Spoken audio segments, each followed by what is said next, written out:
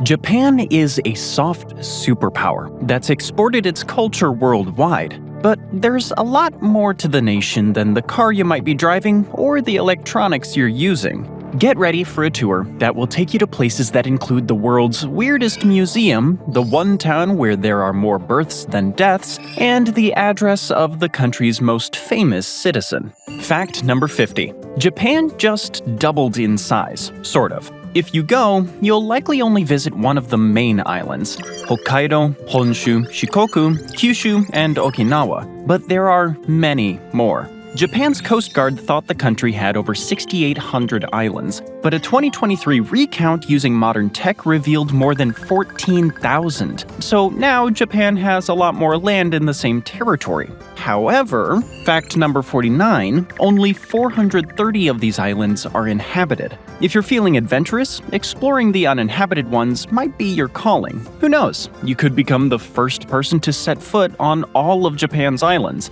at least where the law allows. And one island in particular, it's almost guaranteed to get you noticed. Number 48. You might want to head to Tashirojima in Miyagi Prefecture if you're a cat person. There are twice as many cats as people here, around 100 to 50. There's even a shrine to them. It started as an apology for when a fisherman accidentally injured one. The only way to get there is by an hour-long ferry ride from Ishinomaki, and there's no public transit, so be prepared to do a lot of walking. At least there will be cute cat-shaped houses to greet you. Actually, this island isn't Japan's only cat island. There are 10 others, so you'll be busy. Fortunately, your bathroom breaks on this long journey will be pleasant because fact number 47, Japan takes its bathrooms very seriously. You might think of the toilet as just something you flush, but Japan does things differently. When you go to a public toilet, you'll see a control panel on your right. It lets you pump water jets, warm the seat, and listen to some music. To your left is a sensor that will flush for you. There's even a special trash bin that opens up when you're near it. Maybe you're thinking that's a little too much attention for a toilet. Just wait until you see what's in store for you when we get to Tokyo. Number 46. Maybe Japan puts such care into its bathrooms because there's a lot of people using the same ones in short order. The country is almost 9 times as packed as the United States because 73% of it is covered in mountains. The rough terrain crams its people together with a population density of 850.6 people per square mile compared to America's 97.8. Number 45. No one in Japan lives more than 70 miles 113 kilometers from the coast. After all, there's not a lot of room to live elsewhere. Since the mountains cover so much of the land, the people have packed into the flatter coastal plains. When you think of Japan and all that it means, you're thinking of what happens in these areas. Most of the landmass is empty. Number 44. Since Japan's people live so close to the coast, it might not surprise you that the sea is hugely important to them. Over 2,000 fishing ports are spread throughout the country. For a long time, it was the world's leading fishing nation, but overproduction and environmental degradation forced it to scale back. Stricter rules were put in place in 2018 to ensure sustainability. Number 43. Japan shook off its past demons and enjoys a good international reputation today, except for one thing. It's one of the few countries that still does whaling on a significant scale. Japan withdrew from the International Convention for the Regulation of Whaling in 2014 after the International Court of Justice ruled that its whaling activities in Antarctica were commercial and not scientific as it claimed. Number 42, although Japan's withdrawal created protests, the whaling force is shrinking because the entire fishing workforce is declining. By 2022, the majority of people in Japan's fishing industry were senior citizens aged 65 to 74. There were 29,000 of those. In contrast, there were only 18,000 people between 25 and 39. Number 41. While younger people might feel they have a destiny away from the sea, the trends in the aquaculture sector reflect the country at large, so maybe Japan's fate really is bound to the waves. The population is famously shrinking, except in one place. If you go to the island of Tokenoshima, 800 miles, about 1,300 kilometers southwest of Tokyo, you'll find something odd. This place has a fertility rate of 2.25, 40% above the national average and sufficient to keep its population growing. So, what's the secret? While its subtropical climate is nice, it's not an exotic island. The people here are just as Japanese as the rest of the country. It just seems to be a particularly family-friendly place, perhaps oddly, because its economy is more basic and lacks the fast-paced office work that defines life in the bigger cities. Number 40. Maybe one of the reasons for Japan's low fertility rate is that it's one of the most sleep-deprived countries in the world, with an average of about 6 hours and 35 minutes per night. If you go there, you might see people falling asleep in unusual places. The country's exhausted corporate employees have come up with a solution though, the art of sleeping at work, called Inimuri. If you tried doing this anywhere else, you'd probably get into trouble, and new workers in their respective companies probably shouldn't do it. But once they've become older and more established, catching a few winks is okay, provided they position their bodies right. They have to at least look attentive and not slouched over. It is an art form after all. Number 39.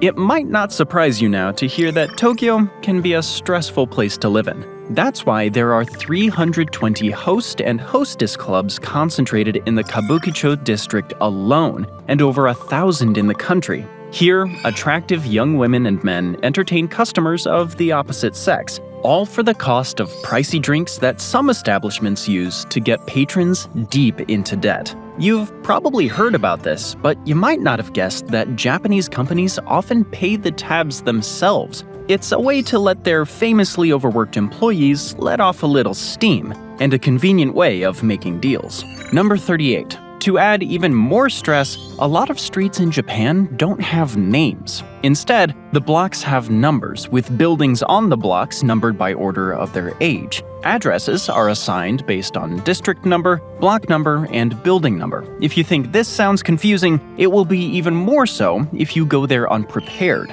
A Maps app will probably be your friend, and you can always ask a police officer. With crime so low in this country, giving directions is one of the more important parts of the job. Number 37. Tipping is considered an insult in Japan. To Japanese hospitality workers, it's a sign that they didn't provide good service, the opposite from what happens across the Pacific. As far as they see it, you should expect good service and not need to pay more. Just thank them and be on your way. This is probably something you won't complain about. Number 36. Tokyo is the world's largest metropolitan area, but that title likely won't last for much longer. There were 37.3 million people in the Tokyo-Yokohama region in 2023, but that was lower than expected. Jakarta, Indonesia was at 35.4 million, coming in higher than expected.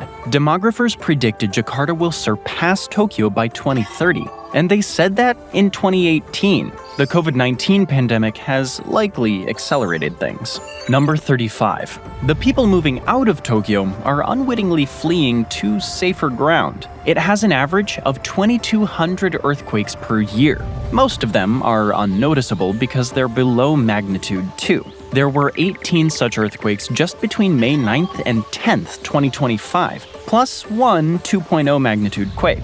But it's only a matter of time before the big one hits. The Great Kanto earthquake of 1923, which resulted in over 100,000 deaths, hit in 1923 at a magnitude 7.9. 100 years later, the Japanese government predicted there would be another quake of 7 or higher between the 2020s and the 2050s.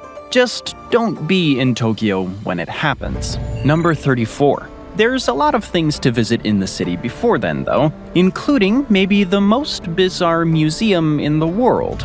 Go to the Odaiba district in the middle of Tokyo Bay. You'll come across a lot of attractions there, but none are weirder than the Unko Museum. Their mission statement is to create a fun, interactive space for people all over the world to share in their love of poop. Inside, you'll find rows of different colored toilets. Then you'll be invited to sit on one of your choice and yell, Unko.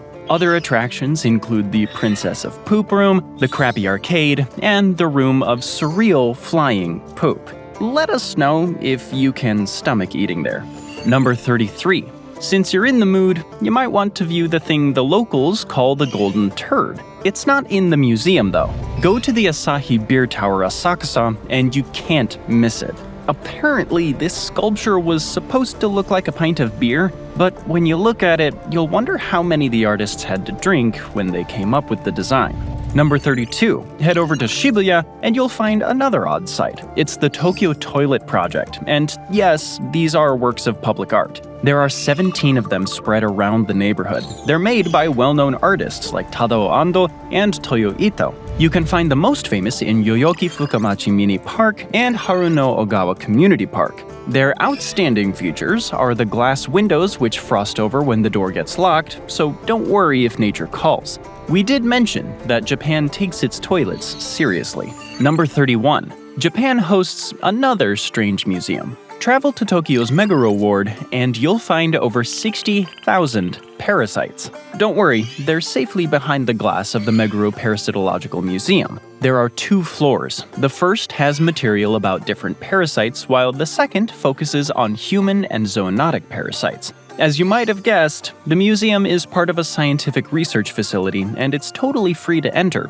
although donations are welcome. There's even a gift shop for a souvenir or two. Number 30.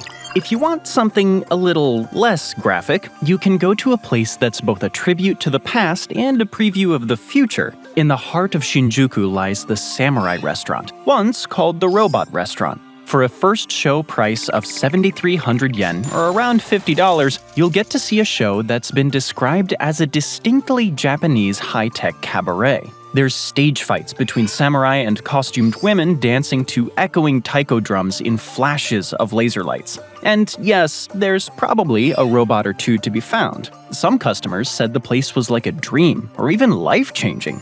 Number 29. If you're looking for somewhere unique to spend the night, why not stay at a weird hotel? No, literally, that's the brand's name. Henna Hotels, Weird Hotels. The company is known for having a lot of robots in its locations, and not just human ones. There's actual robot dinosaur receptionists. Apparently, concierge hats are fashionable for T-Rexes in Japan, but not all of the robots work that well, or at least not in 2019, when the company had to fire half of its robotic workforce in favor of human replacements. The cute little assistants in the room weren't smart enough to answer questions about local businesses.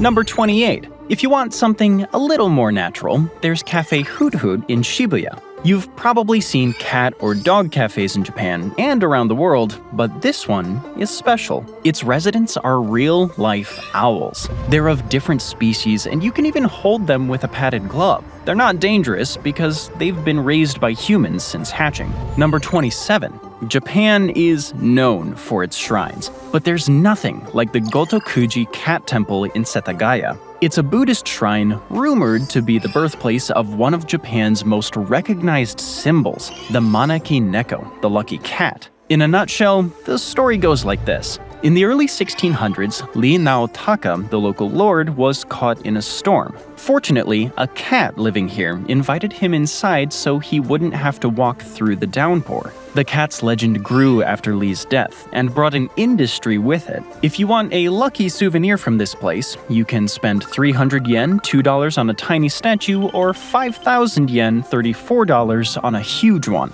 Number 26, you can challenge a sumo wrestler. No, really. Going to the Ryogoko Kokogikan to watch a sumo wrestling match seems like a no-brainer, but you might be surprised to learn that you can try your hand at Japan's national sport yourself. Right in the heart of Tokyo, you'll find the Sumo Workshop at Tatekawa and see how sumo wrestlers train. You can even get to book yourself in a match. Number 25. You don't need to actually climb Mount Fuji to climb it. Tokyo hosts so-called Fujizaka mounds at some of the city's shrines. They're made of volcanic rocks from the real thing, and the paths mimic the actual trails to Mount Fuji's summit. The simulation is as good as the real thing when it comes to getting the spiritual benefits. It's a lot more accessible for the country's aging population, or if you don't want to hike all that way.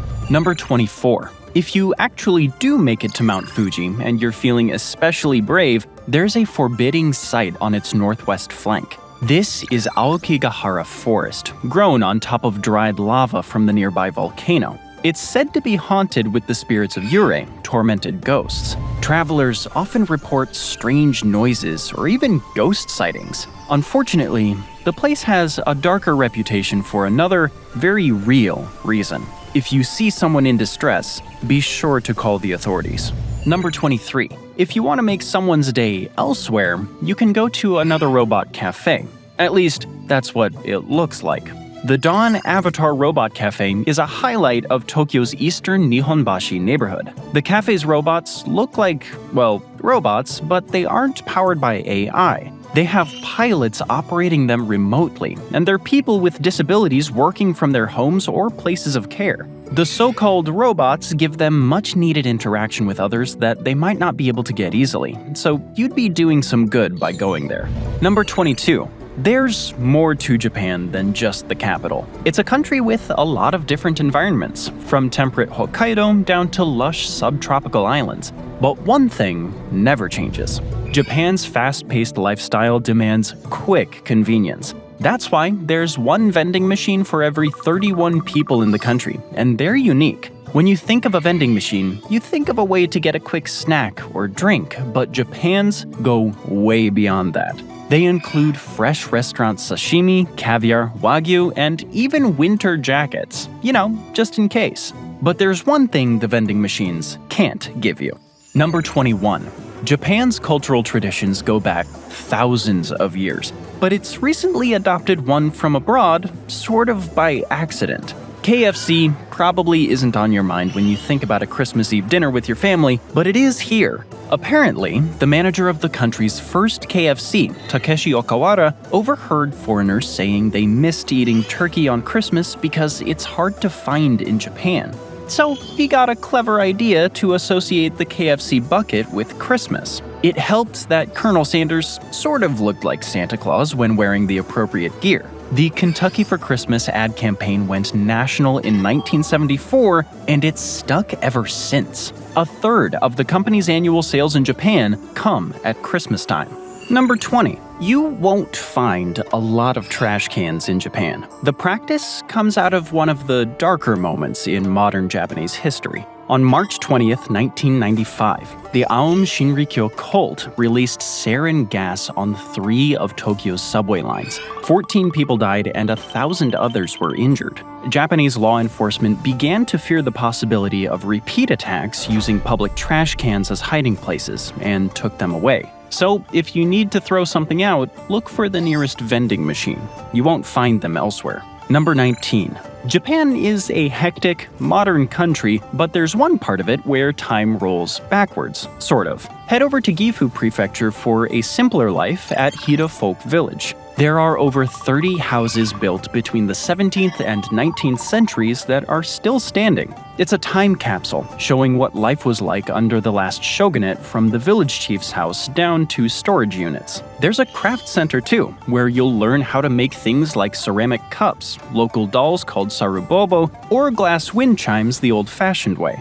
Number 18. Japan's inland Nagano Prefecture holds a Hell Valley. That's the common name for valleys with volcanic activity. But in this case, it's just steam, and that steam produces a sight that you can only find here.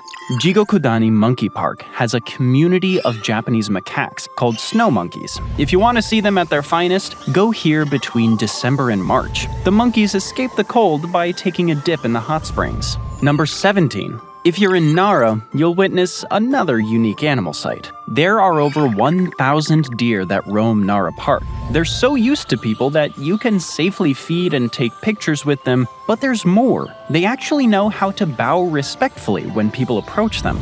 Just don't tease them with food. Follow through if you're going to offer them something. It's best for you and the deer. Number 16. Travelers have reported some very unusual signs in Japan. You might find one that says to never use your smartphone while walking. Another warns that adults with lit cigarettes tend to be carrying them at the height of a child's face. And when you visit Nara Park, you won't be able to miss the signs warning you not to provoke the deer. They can try to grab your bags, kick, headbutt, or even knock you down from behind if things go too far south. In fact, there's a cartoon sign for almost anything you can think of.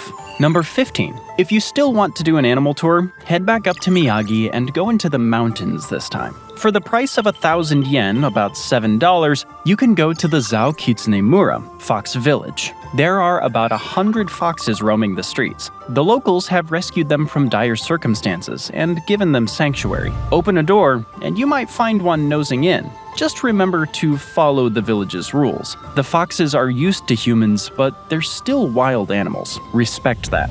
Number 14. Go to the island of Okinoshima in the Seto Inland Sea, and you'll find a much larger wild animal population. Over 1,000 domestic rabbits freely roam this island, and they'll approach you in large groups, hoping you have a treat for them. They're supposedly the descendants of a group of rabbits brought to the island in 1971. Why? No one really knows, but it could be a way to cope with the island's darker history. This is actually the second rabbit population on Okinoshima. It used to be a testing ground for Japan's chemical weapons, and rabbits were the subjects. A museum dedicated to this history still stands, but not many tourists visit it. They understandably prefer the cuter rabbits. Just make sure that if you go, you bring actual rabbit food from the mainland. That's the best way to ensure the rabbits stay healthy. Number 13. Something else is unique to Japan. A crop you can only buy here. The tradition started in the city of Zensuji in Kagawa, when a local farmer named Tomoyuki Ono patented a growing technique in the 1970s. The result was square watermelons. They're the pride of the city, and it only sells the best of them, which means they have to meet particular requirements. A mass between 5.5 and 8 kilograms with proper vertical stripes. The cheaper ones might set you back $100. The more expensive ones might be up to 1,000. Still interested? Number 12. Go to the Iya Valley in Shikoku to the village of Nagaro. There, you'll come across a common sight in Japan with an uncommon solution. Like most rural towns, Nagaro has lost residents in droves. So a local artist named Ayono Tsukimi started making lifelike scarecrows and kept going. There are more than 200, and they far outnumber the 30 actual people in the village. Ayono first made scarecrows resembling villagers that died or moved away, but in more recent years, she's made imitations of figures you know, like Donald Trump and Harry Potter. They're scattered through town, wearing clothes and accessories and even going to school. Nagaro has a scarecrow festival every year on the first Sunday in October to exhibit them in a more organized way, but you don't need to wait until then. Head over and you can run into Ayano herself. Who knows? Get on her good side and she might make a scarecrow of you to immortalize your visit. Number 11. There's an abandoned island off the coast of Nagasaki. It's appeared in many films, including Skyfall in the James Bond series. Hashima Island was a coal mining station operated by Mitsubishi, but it was a tough place to work. It was hot and had 95% humidity thanks to the sea air. That meant coal fumes clung to people's skins. Naturally, not a lot of Japanese people wanted to work there, even with higher pay, so the empire forced Chinese and Korean prisoners to do the work in World War II. When the fighting ended and the prisoners were freed, the island began to decline, and it was closed in 1974. Today, it's a controversial UNESCO World Heritage Site. Number 10. The Inland Sea hosts 4 deserted islands that have always been shrouded in secrecy, until now, that is. They're the Tomogashima Islands off Wakayama, and there are rumors of buried treasure. Pirates used it as a base to loot ships passing through these important waters. During World War II, Japan's military rulers erased the islands from maps because they built a base to guard the sea. It didn't stop them from losing, but the fortifications remain. Go there if you're curious to see what life was like for the soldiers, but you're just as likely to run into cosplayers. They'll tell you that the island's forts look like Studio Ghibli's Castle in the Sky, so they go there dressed appropriately to pay tribute. Number 9.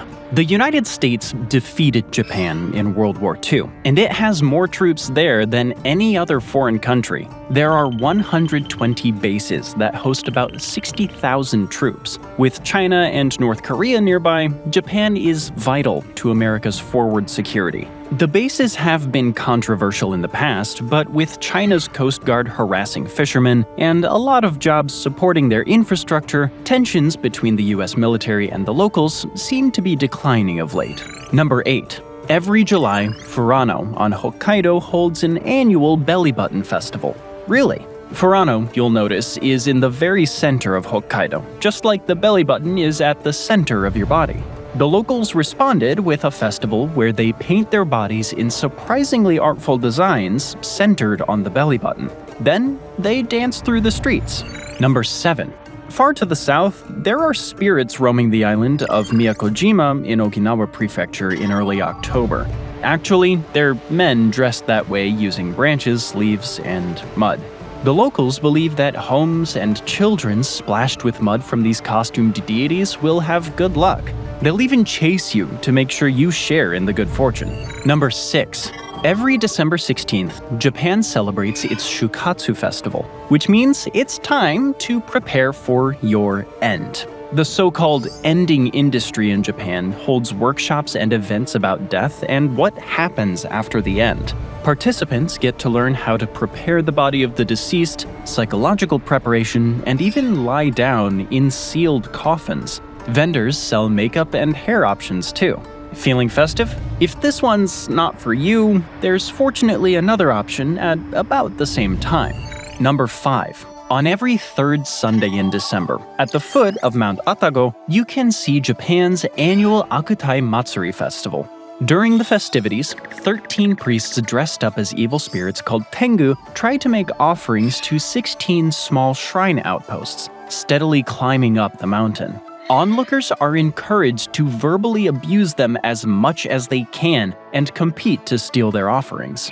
Those who take their offerings home will be blessed with good fortune, but don't try to steal them while the priests are praying. Then, they have the right to hit you with bamboo rods. Number 4. There are tastes in Japan you won't find anywhere else. Wasabi-flavored beer, chocolate-covered potato chips, eel-flavored soda made with real eel extract, ice cream that tastes like corn or cheese, and baked potato Kit Kats are only a few of the things you'll find here. You might think only in Japan for a good reason, but approach them with an open mind. You might discover a gem. Number 3. Japan has plenty of islands, but there's one you won't be able to go to, especially if you're a woman. Opposite the city of Munakata in Fukuoka Prefecture lies Okinoshima. It's a UNESCO World Heritage Site sacred in Shinto. Its only human population is about 200 Shinto priests, all men, that stay for 10-day stints and keep a close watch to prevent anyone else from stepping foot on the soil. They can't keep the birds out, though. International bird conservation groups list the island as important for being a breeding ground in several threatened Japanese bird species. Number 2. Japan has a world-renowned train system that makes travel quick and easy.